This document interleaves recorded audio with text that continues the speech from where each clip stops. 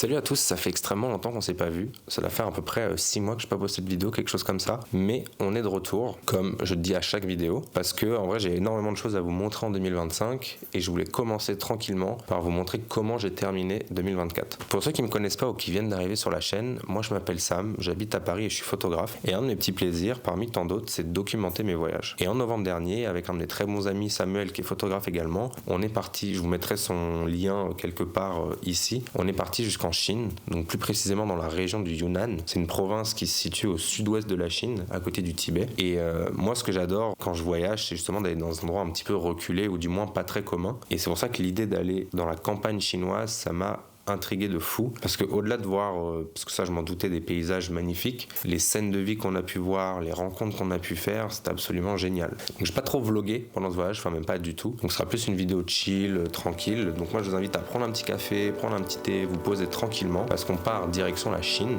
Moi je vais vous passer les 15 heures d'avion rangées du milieu, parce que ça c'est pas très divertissant, mais on se retrouve directement dans la grande ville de Kunming, dans le Yunnan.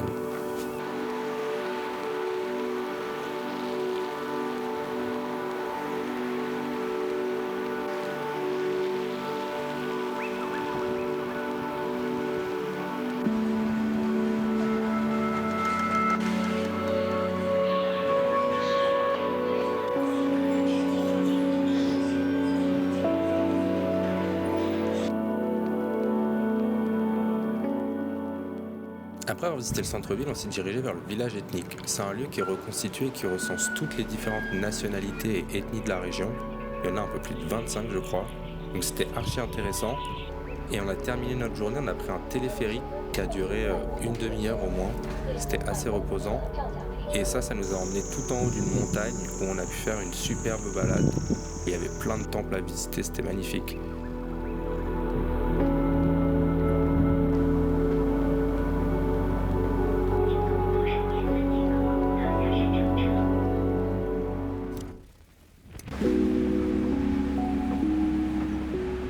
On quitte peu à peu la ville parce que nous, ce qu'on recherche avant tout dans ce voyage, c'est d'aller à la découverte de la campagne chinoise. C'est là qu'on tombe sur un village surprenant qui est Shashi. Une fois par semaine, le vendredi, il se tient un énorme marché. Tout le village est transformé et il y a une effervescence absolument incroyable. C'est une explosion de couleurs, de détails, de textures. C'était vraiment un terrain de jeu avec un potentiel presque illimité. Enfin, on a passé quasiment la journée entière à errer entre les stands, les rues, à découvrir un petit peu des nouvelles saveurs, des nouvelles couleurs, des nouvelles textures. Donc c'était assez fou. C'est un lieu qui mériterait en soi de venir, revenir, créer une vraie série autour. Et c'était un petit peu prenant mentalement de se dire que j'ai qu'une fois pour capturer cet endroit. Mais néanmoins, c'était que du plaisir.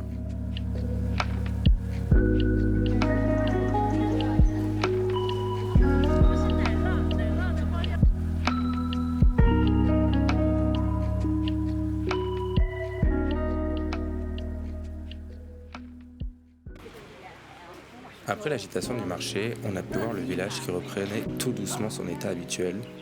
Et là, laissez-moi vous dire, je pèse mes mots, qu'on se serait cru dans un anime. On s'est donc baladé, laissant notre curiosité nous guider, et cette curiosité nous a mené à faire une magnifique rencontre.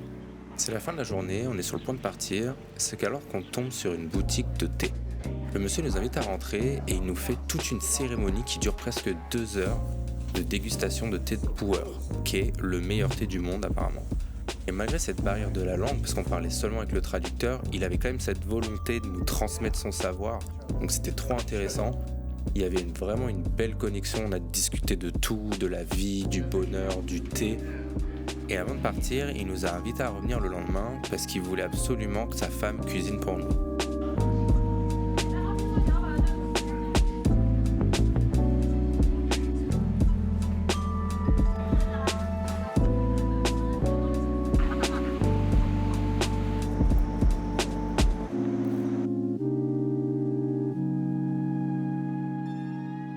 Après avoir visité les villages environ, on est revenu à Shashi parce qu'on n'avait pas oublié, on avait rendez-vous avec le monsieur pour manger le midi avec sa femme. C'est là qu'on a découvert ce festin des rois. Regardez-moi cette dinguerie, c'était trop bon. C'est donc à ce moment-là qu'on rencontre sa femme qui nous explique qu'elle fabrique des vêtements à la main, mais surtout qu'elle les colore avec des planches artisanales. À la fin du repas, pour la remercier à ma manière, je lui ai demandé si je pouvais la prendre en photo avec ses vêtements.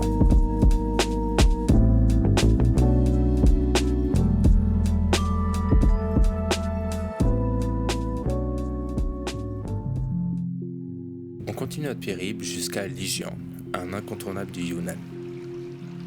Encore une fois, le village est très mignon avec vraiment une architecture typique du Yunnan. Nos journées à ce moment-là sont absolument pas programmées. On laisse vraiment cette part d'inconnu parce que ce qui nous motive et ce qui nous plaît, c'est d'être guidé par les détails du quotidien et vraiment errer en quête d'inspiration.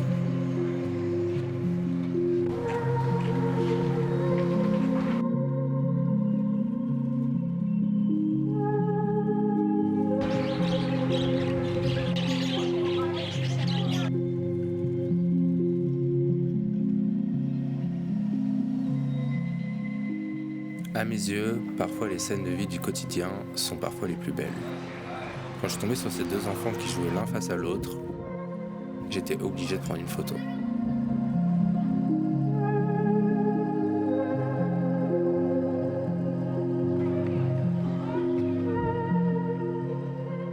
La Chine a bien évidemment un énorme patrimoine culturel et il y a des temples partout. Et il y a toujours cette atmosphère qui règne super paisible, super reposante, qui est toujours magnifique à voir et à expérimenter.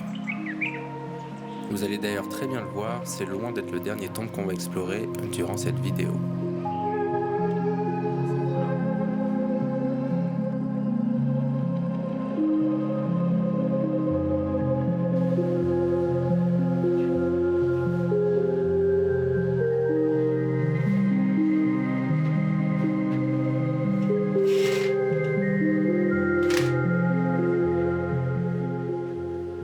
Ce qui est super sympa en Chine, c'est qu'il est extrêmement facile de louer des scooters.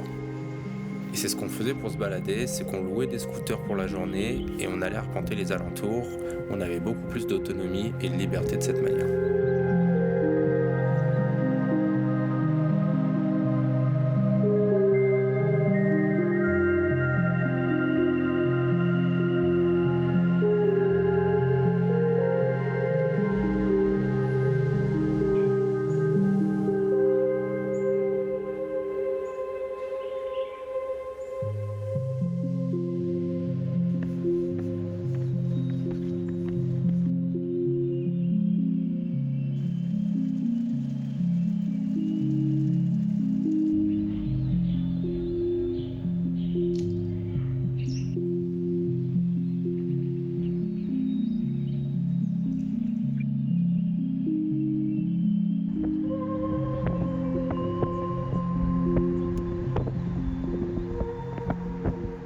On décide de terminer notre aventure à Lijiang dans la nature.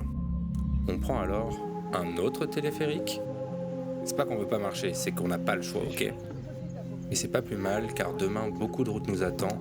On prend la direction de l'ouest du pays, à 3500 mètres d'altitude, en direction du Tibet. Du moins, le Tibet autorisé.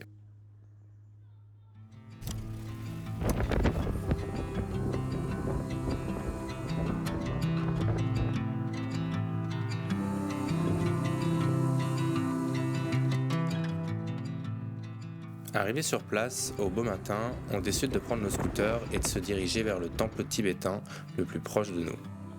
En arrivant, on est tout de suite frappé par ce silence religieux.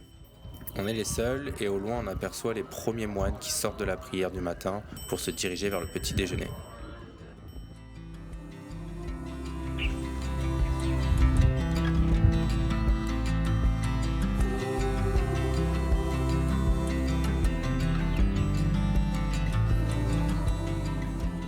Arrivé à Shangri-La, on est accueilli par une charmante tibétaine qui nous ouvre les portes de chez elle. À ce moment-là, on partage des rires au coin du feu, du thé, des sourires, et elle nous avoue tout en rigolant que c'est la première fois de sa vie qu'elle rencontre des Français. On ne pouvait pas manquer le monastère de Ganden, qui est un des lieux les plus uniques de Shangri-La, avec près d'une centaine de moines tibétains qui vivent en communauté aujourd'hui. Malheureusement, je n'ai pas réussi à avoir le portrait d'un moine, j'aurais adoré mais j'ai pas osé demander. mais sans regret, le lieu était absolument magique. Pour terminer notre voyage, on a décidé d'aller faire un petit coucou au yak autour du lac Napa. C'est un lac saisonnier qui devient une immense prairie à pâturage durant les saisons sèches. Durant le printemps et l'été, ce lac abrite de nombreuses espèces d'oiseaux migrateurs, en particulier la grue à cou noir. Mais lorsque l'automne arrive, elles cèdent leur place aux troupeaux de yaks et aux chevaux.